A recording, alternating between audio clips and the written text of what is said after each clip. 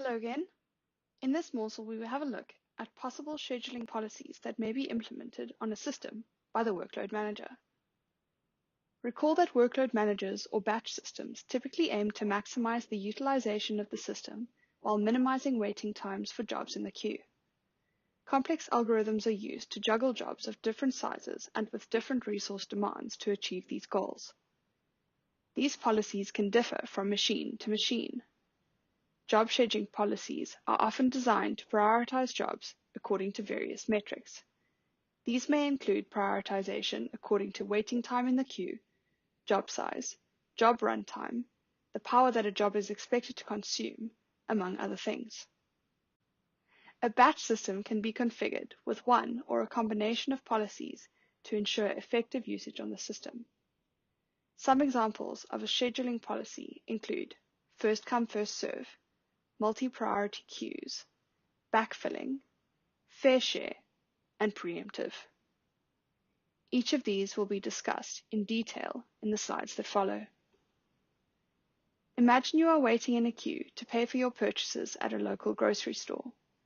Some shoppers in front of you may be purchasing 1 or 2 items, while some may have a trolley full of goods. Whether or not you have 1 or 100 items, you must simply wait your turn to be served by a teller. If one teller finishes scanning items but has not yet finished processing a customer's payment, even if you are at the front of the queue, you must wait until all the resources you need are available before you can be served. This scenario is much like the first come, first serve policy. The jobs that are added to the queue most recently are added to the bottom of the queue. Only the job at the top of the queue will run. Other jobs must wait. Even if some resources free up, the job at the top of the queue must wait until all of the resources it needs are available before it starts running. Imagine you are back at the grocery store, and this store has a number of queues for different customers. There may be a standard queue, an express queue for people with 10 items or less, or even a queue to serve pensioners or individuals who are disabled. This scenario may be compared to an HPC cluster with heterogeneous resources, such as those with differing CPU configurations or additional hardware like accelerators, GPU, or memory. These resources are suited to different types of jobs and as such are pooled into partitions with their own job queues. Each queue will prioritize different metrics, such as one or a combination of those mentioned in the previous slide. By having multi-priority queues, different categories of jobs can be scheduled differently to one another to improve system efficiency. You're back at the grocery store in the queue. The store manager asks if anyone in the queue is wanting to pay for their purchases with cash rather than card. You may not be at the front of the queue, but you withdrew some cash that morning, and the customers in front of you are wanting to pay with a card.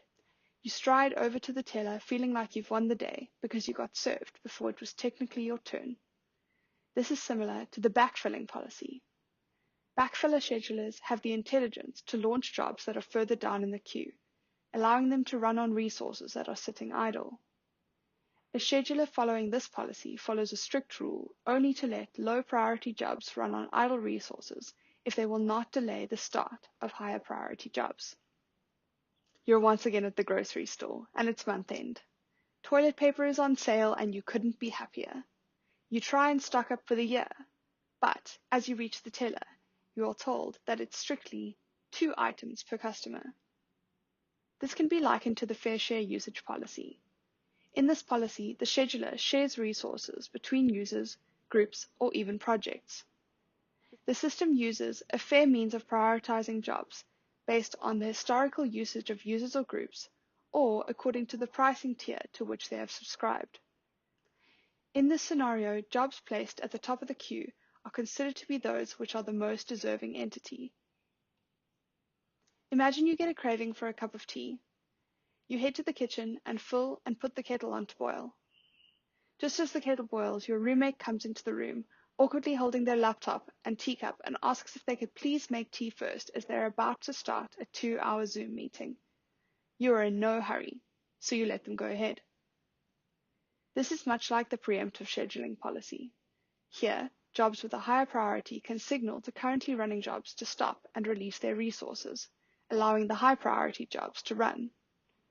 As long as running jobs support restartability and employ checkpoints, they are candidates for preemption. This way, when the high priority job completes, the job can start again where it left off. In reality, very seldom does a batch system employ only one policy. Systems running the first-come, first-served policy must also allocate resources in a way that is fair to all users. As an example, without these considerations, if one user submits 100 jobs first thing in the morning, other users will have to wait for all the jobs to finish before any of their jobs can run. Modern schedulers reorder the job queue such that the system gives priority to underserviced users. Some other factors considered by the system when arranging jobs in the queue include the job size, the job length, the priority of the job, and the job's waiting time in the queue. The job size refers to the number of nodes that the job requests, while a job's length refers to the total amount of time that the job wants to run. Overall, job priority is derived based on the job queue priority, the implemented scheduling policy, and the user job queue limits, among other system-relevant factors. In the following morsel, we will learn how to submit jobs on the system.